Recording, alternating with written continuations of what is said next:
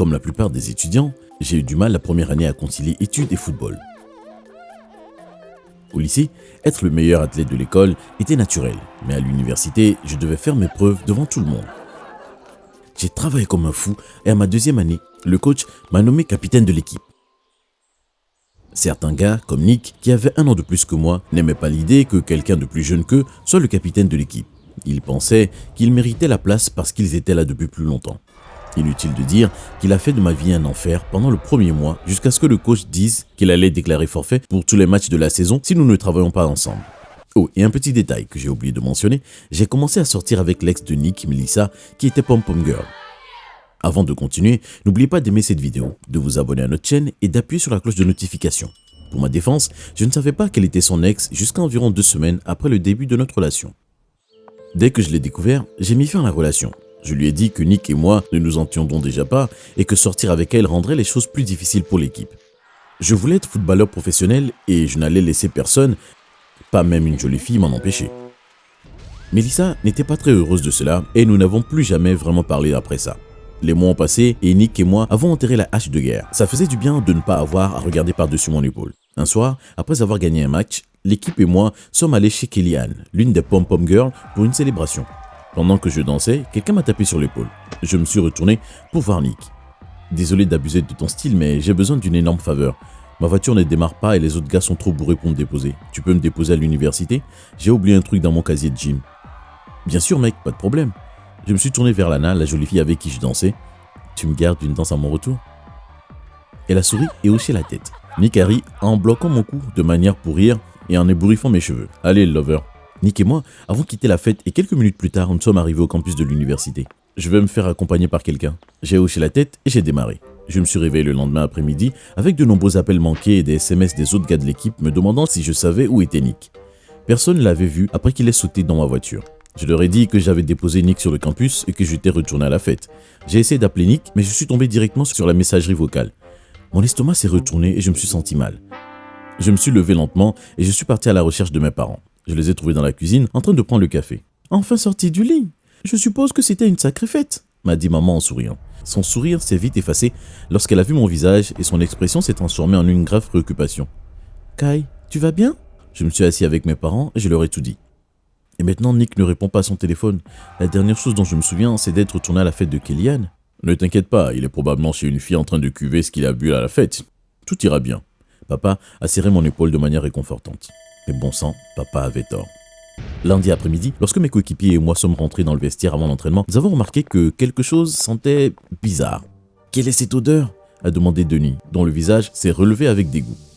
On a suivi l'odeur jusqu'au casier de Nick. Nous nous sommes regardés avec peur et la nervosité est apparue dans les yeux de chaque personne. Le coach d'Ellison a ouvert le casier et le corps de Nick est tombé. Un souffle a résonné dans le vestiaire. Le coach d'Ellison a immédiatement appelé la police. Je suppose que les nouvelles vont vite à propos de Nick parce qu'avant que je sache ce qui se passait, Melissa pleurait à chaudes larmes pour lui. Elle s'est levée en colère et s'est jetée sur moi, son doigt tapant sur ma poitrine à chaque mot qu'elle prononçait. « Je pensais que tu plaisantais. Kai, comment m'as-tu pu ?» « De quoi tu parles ?» J'ai reculé. « Le soir de la fête, tu m'as dit que tu aurais dû tuer Nick quand tu en avais l'occasion. » Quoi? Bella a sorti son téléphone de la poche de son uniforme de Pom Pom Girl et a passé une vidéo de moi disant « J'aurais dû en finir avec Nick quand j'en avais l'occasion. » Les sirènes de police ont retenti à l'extérieur. Les parents ont été appelés et bientôt chaque membre de l'équipe a été interrogé sur ses allées et venues le soir de la fête. L'entraîneur m'a suspendu de l'équipe et la police nous a demandé de ne pas quitter le pays. Le lendemain, des photos de moi étaient placardées dans tous les journaux, imprimées et en ligne. Athlète vedette, principal suspect dans un meurtre. Avec toute cette mauvaise publicité, mes chances de devenir professionnel ont été jetées aux toilettes. Mes parents ont insisté pour que je reste à la maison jusqu'à ce que les enquêtes soient terminées. Mes parents et moi étions piégés dans notre maison puisque les reporters campaient dehors. Le lendemain, on a frappé à la porte de la cuisine. « Ne l'ouvre pas !» maman a crié. « J'en ai marre de ces journalistes !» Finalement, papa a ouvert la porte d'un coup sec, une batte de baseball à la main, prête à charger la personne de l'autre côté. « C'est moi !» a chuchoté la femme. Maman, papa et moi avons échangé des regards.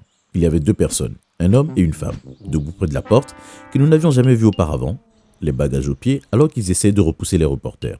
« Tu vas laisser entrer ta fille unique ou pas ?»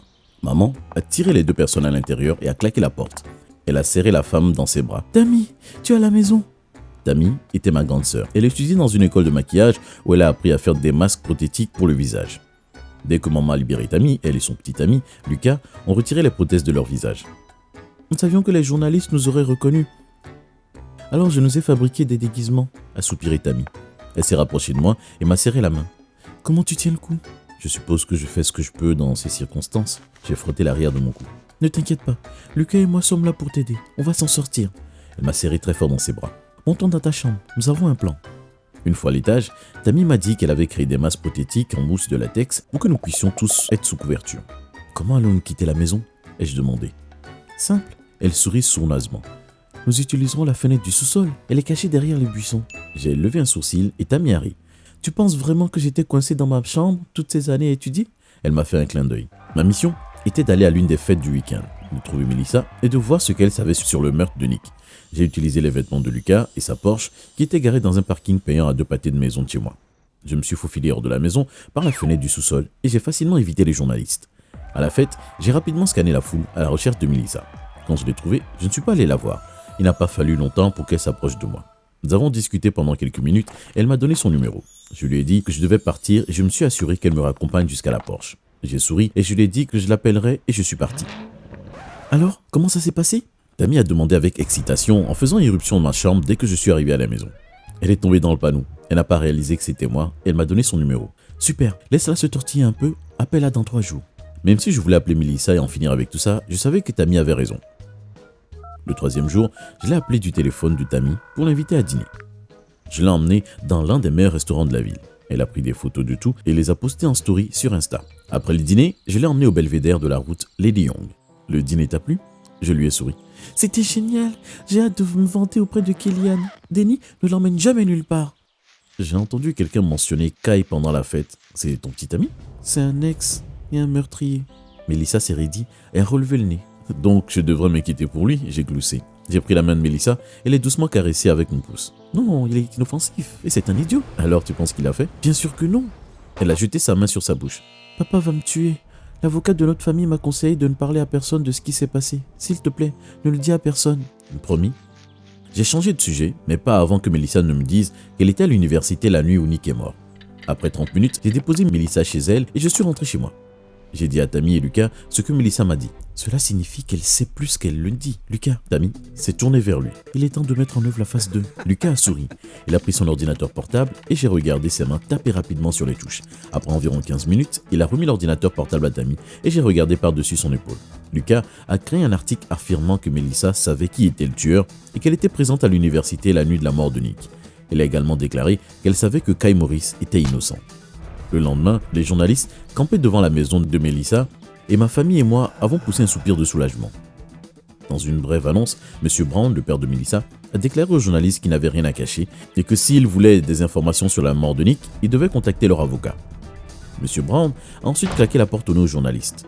« Ok, maintenant c'est à mon tour d'être sous couverture, » a dit Tammy en sortant son masque. Au cours des jours suivants, Tammy a infiltré le cercle de Melissa en se déguisant en une autre élève.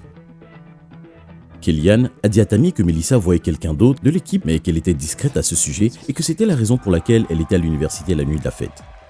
Dès que Tammy a relayé cette information à Lucas et moi, Lucas a écrit un autre article affirmant que Melissa sortait avec quelqu'un d'autre de l'équipe et qu'elle et son amant secret avaient peut-être assassiné Nick ou du moins savaient qui l'avait fait.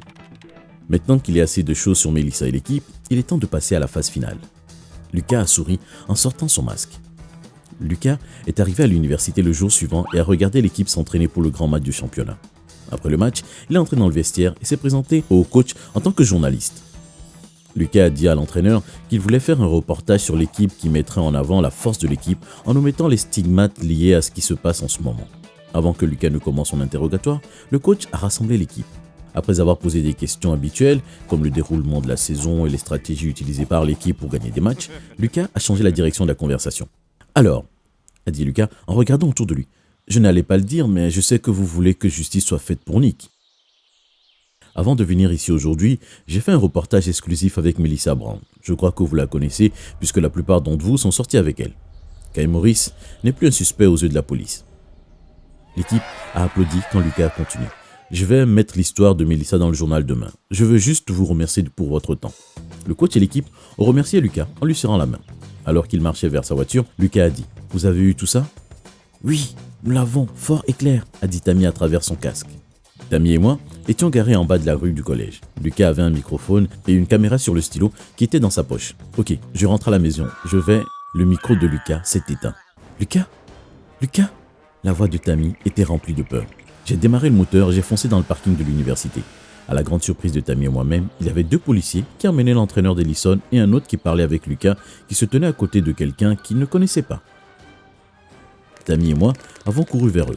Tammy a jeté ses bras autour de Lucas. Que s'est-il passé? Alors que je marchais vers la voiture, le coach d'Ellison m'a frappé avec une batte et m'a fait tomber au sol. Si ce n'était pas pour Jake, je suis pas sûr que je serais ici pour raconter l'histoire. C'est un journaliste. Tammy et moi avons regardé Jake qui nous a tendu la main et nous l'avons serré. Jake a dit à Tammy et moi qu'il était assis dans sa voiture quand il m'a vu quitter la maison par la fenêtre du sous-sol.